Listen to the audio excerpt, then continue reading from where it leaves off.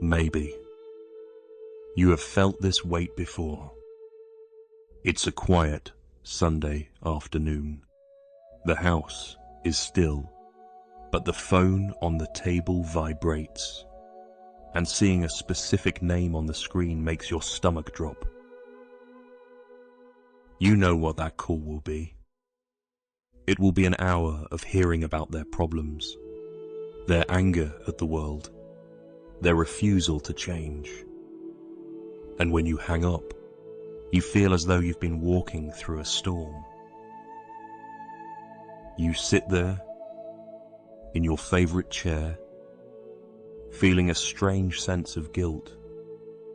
You ask yourself, am I a bad person for wanting to stop answering? Am I failing my duty as a friend, or as a parent, or as a sibling? At this stage of our lives, whether we are 60, 70, or 80, time is no longer a vast ocean. It is a precious stream. Every drop matters. If you have spent your whole life being the strong one, the one who fixes everything for everyone, then this video is a permission slip for your soul. Welcome to Buddha's path to peace. Today, we are going to talk about the most difficult lesson in the spiritual life. Knowing when your kindness has become a cage, and how to walk through the door toward freedom. In the Western world, from the suburbs of Chicago to the quiet towns of the English countryside, we are raised with a very specific idea of goodness. We are told that a good person is someone who is always available. But as we age, we realize that being available to everyone often means being unavailable to ourselves.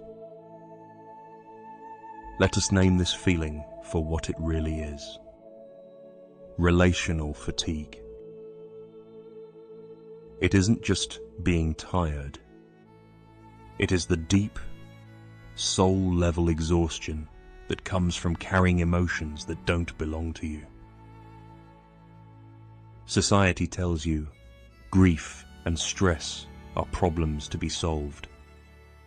But Buddha taught us that suffering is a part of life, and while we can offer a hand, we cannot walk the path for another. I want you to hear this clearly. You are not a utility. You are not a waste bin for other people's complaints. If you feel like you are drowning in someone else's drama, it's because you were never meant to be their life raft. You were meant to be a lighthouse. And a lighthouse doesn't run all over the ocean trying to save every ship. It stays on its rock, and it keeps its own light burning. If your light is flickering because you've given all your fuel away, it is time to stop. Let us look at this through the lens of the Eightfold Path, specifically the concept of right effort. Often, we put a tremendous amount of effort into maintaining toxic relationships because we think we are practicing patience, khanti. But there is a difference between patience and submission. Buddhist wisdom teaches us that everything is impermanent, anicca. This includes your relationships. Some people are in our lives for a season of growth, and when that season ends, trying to force the relationship to stay the same is like trying to keep autumn leaves from falling. It only causes suffering. Think about the 3 layers of why we stay in these draining cycles. 1. The illusion of control. We secretly believe that if we listen one more time, or give one more piece of advice, the other person will finally change. This is a trick of the ego. 2. The fear of vacuity. We are afraid of what our lives will look like without the noise of these people. We choose familiar pain over unfamiliar peace. 3. The misunderstanding of karma. We think we owe it to them. But karma isn't a debt you pay by suffering. Karma is an action. And the best action you can take for a toxic person is to stop being their enabler. A takeaway for your heart. Your silence is not a betrayal. It is a boundary. Let's go back to Sarah, in her quiet home in London. The walls were filled with photos of 40 years of friendship with Martha. Sarah told me that for years, she felt like Martha's emotional dumping ground. Every time Martha walked into the room, the air seemed to get thinner. Martha didn't just share her problems. She demanded that Sarah feel them too. When Sarah's husband, James, died, Sarah was looking for a sanctuary. She needed someone to sit in the silence of her grief. But Martha arrived with her own weather system. "You think you have it bad?" Martha would say. "My daughter hasn't called me in 3 days. The loneliness is killing me." In that moment, Sarah realized that Martha wasn't seeing her. Martha was seeing a mirror for her own needs. Sarah described the turning point to me. She was looking at a wilted plant in the corner of her living room. She realized she was like that plant, denied the water of genuine connection because someone else was taking all the light. She didn't scream. She didn't have a big confrontation. She simply said, "Martha, I can no longer carry your heavy bags while I am trying to find my own way through the dark." Martha didn't understand. She called Sarah cold. But Sarah told me, as she watched Martha walk down the driveway, she felt a strange sensation in her chest. It was her heart, finally having enough room to beat again. There is an ancient story that the elders in the monasteries tell, which applies perfectly to our modern lives in the West.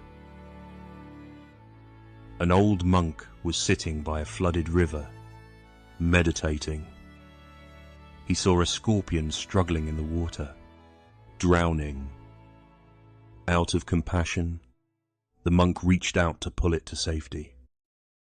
As soon as he touched it, the scorpion stung him. The monk flinched in pain, and the scorpion fell back into the water. Again, the monk reached out. Again, the scorpion stung him. A passerby saw this and shouted, "Old man, are you a fool? Why do you keep trying to save something that only wants to hurt you?"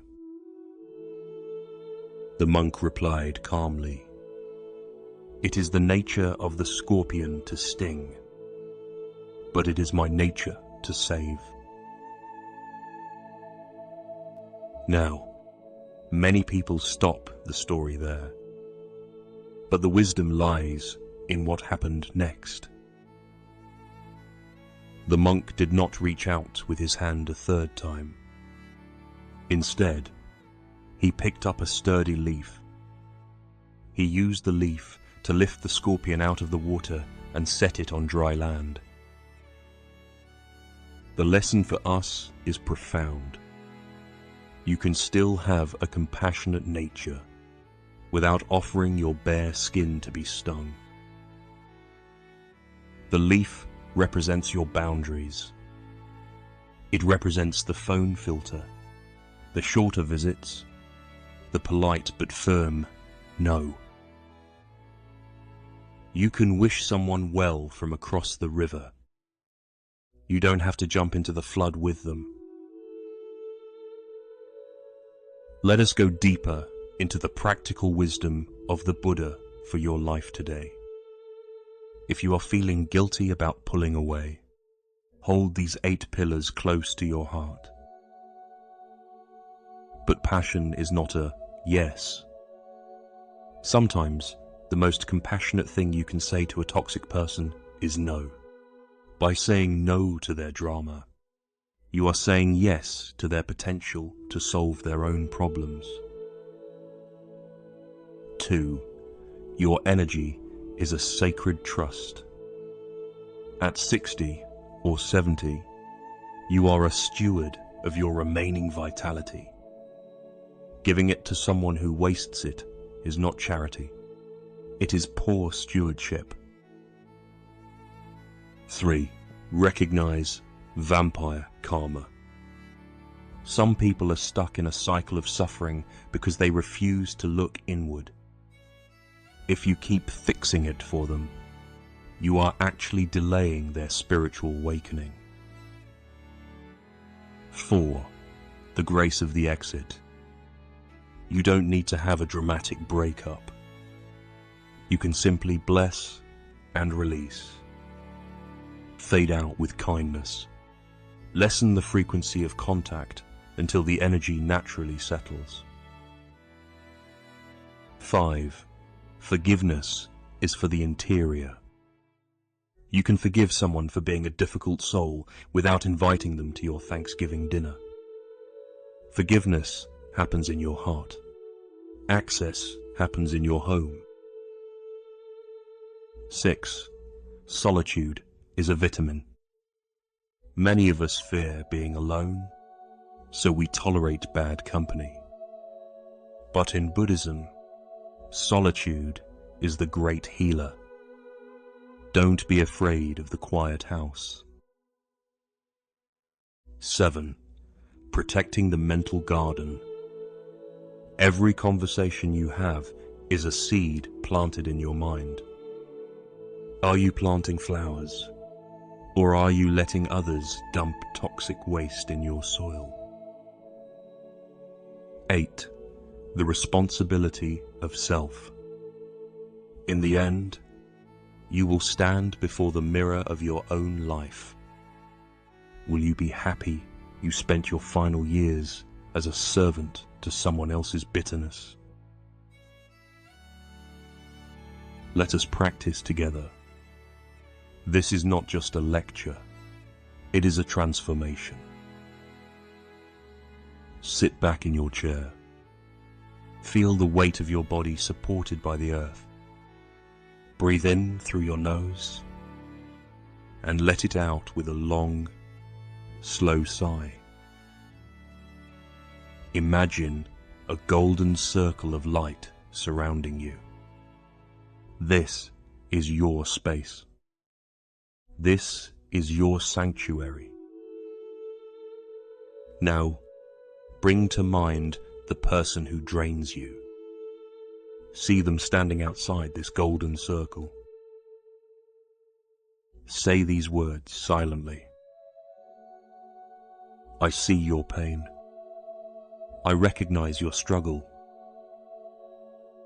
But your storm is not my storm. I wish you peace. I wish you clarity. But I reclaim my energy now. Visualize them slowly stepping back, moving further away into the mist, until they are just a small speck on the horizon. I am free. You are responsible for yourself. We are both held in the arms of the great peace. Stay in this feeling of golden protection for a moment. My dear friends, As we conclude our time together today, remember Sarah. Remember the monk. The most Buddhist thing you can do is to be truthful. If a relationship is killing your spirit, the most truthful thing to do is to step away. Do not wait for them to give you permission to leave. They never will. You must give it to yourself.